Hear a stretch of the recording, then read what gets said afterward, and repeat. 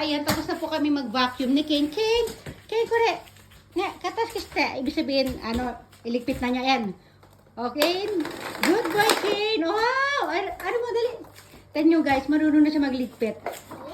Inano niya yung, diba, yung cordon. Ayan, tignan yung gagawin niyan. Dito sa likod, yan. Sige, Kane. Please, Kane. Ayun, alam ng anak ko, ang galing, nagulat nga ako isang araw, niligpit niya yan. Dali, asa ka, magash, back mo doon, dali. Pero ibabalik yung ba sa lagayan, anak? Anak, dali, balik mo. Asa ka, push, dali, push mo, kaya.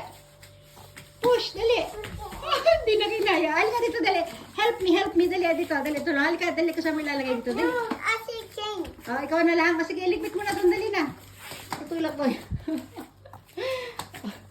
Dali na. Wala siya sa mood ngayon. Pero ayan na, alam niya na paano iligpit, guys. Ang galing. Kane, good boy, baby.